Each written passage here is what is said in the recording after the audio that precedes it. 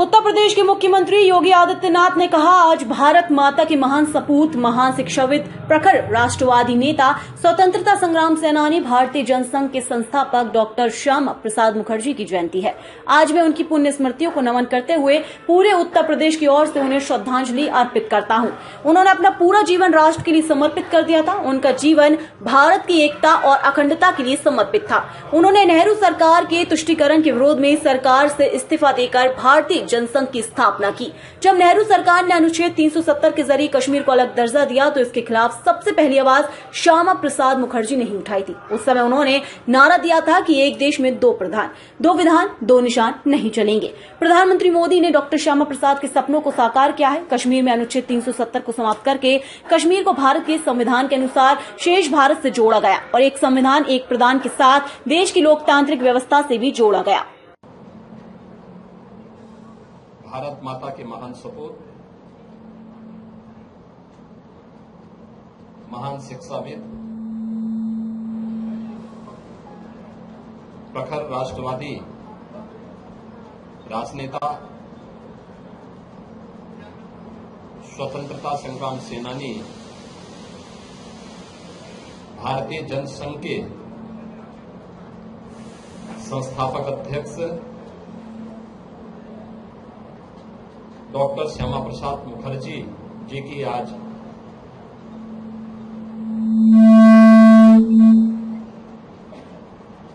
एक 125वीं पावन जयंती है। इस अवसर पर डॉक्टर श्यामा प्रसाद मुखर्जी जी के पावन स्मृतियों को नमन करते हुए उत्तर प्रदेश सरकार और प्रदेशवासियों की ओर से मैं उनके श्री चरणों में विनम्र श्रद्धांजलि अर्पित करता हूं। डॉक्टर श्यामा प्रसाद मुखर्जी 6 जुलाई 1901 को उनका जन्म होता है। मात्र 33 वर्ष की उम्र में कोलकाता विश्वविद्यालय के सबसे युवा कुलपति के रूप में उन्होंने अपनी सेवाएं दी। वे एक प्रखर वक्ता थे, स्वतंत्रता संग्राम सेनानी थे, महान शिक्षाविद थे। पूरा जीवन राष्ट्र माता के लिए उन्होंने समर्पित किया था। बंगाल के अकाल के दौरान उनकी सेवाएं पूरा देश स्मरण करता है। उनका जीवन भारत की एकता और अखंडता के लिए समर्पित रहा। आजादी के बाद पंडित नेहरू के नेतृत्व में बनी पहली सरकार में भारत के खाद्य और उद्योग मंत्री के रूप में उन्होंने भारत के अंदर खाद्य की आत्मनिर्भरता और देश के औद्योगिकीकरण की जो नींव रखी थी वह नए भारत में भी स्पष्ट देखने को मिलती है। नेहरू सरकार के तुष्टीकरण की नीति के विरोध में उन्होंने मंत्रिमंडल से इस्तीफा दिया। भारतीय जनसंघ का गठन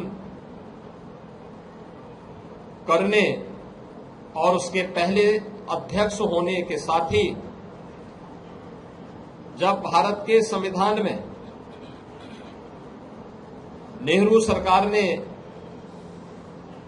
कश्मीर को 370 धारा के माध्यम से अलग स्टेटस देने का प्रयास किया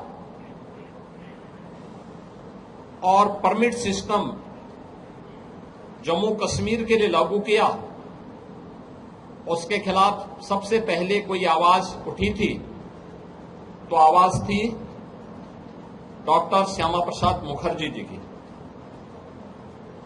उन्होंने उस समय एक नारा दिया था, एक देश में दो प्रधान, दो विधान और दो निशान नहीं चलेंगे।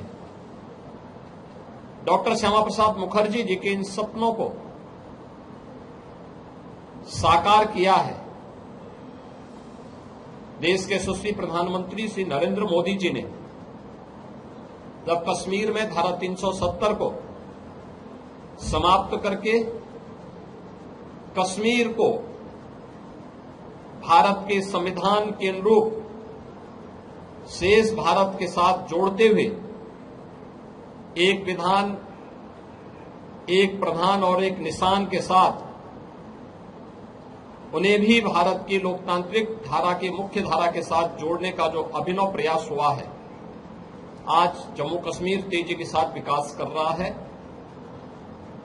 यह डॉक्टर श्यामा प्रसाद मुखर्जी के संकल्पों की विजय है, जो प्रधानमंत्री मोदी जी के नेतृत्व में संभव हो पाया।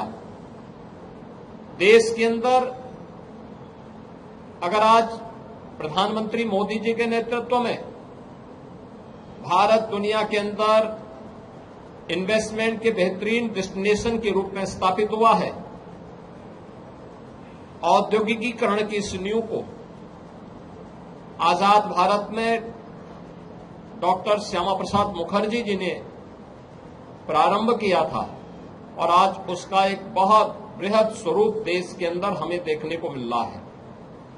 देश की खाद्यान्न नीति कैसे होनी चाहिए और खाद्यान्न आत्मनिर्भरता के लक्ष्य को कैसे प्राप्त किया जा सकता है, यह भी आज हम सबको देखने को मिलता है कि जब दुनिया के अंदर इस सदी की सबसे बड़ी महामारी के दौरान पूरी दुनिया पस्त थी कोविड-19 के सामने, तब भारत अपने यहां 80 करोड़ लोगों को फ्री में राशन की सुविधा का लाभ प्रदान कर रही थी। यह सुविधा आज भी देशवासियों को प्रधानमंत्री मोदी जी की ओर से दिया जाने वाला एक उपहार है। ये जब जितने भी संकल्प पूरे होते दिखाई दे रहे हैं, ये सभी संकल्प डॉक्टर श्यामा प्रसाद मुखर्जी के सपनों को साकार होने जैसा है। आज उनकी इस पावन जयंती कार्यक्रम के अवसर पर उनकी स्मृतियों को हम सब नमन करते हैं। उन्हें प्रदेशवासियों की ओर से और प्रदेश सरकार की ओर से विनम्र श्रद्धांजलि अर्पित करते हैं।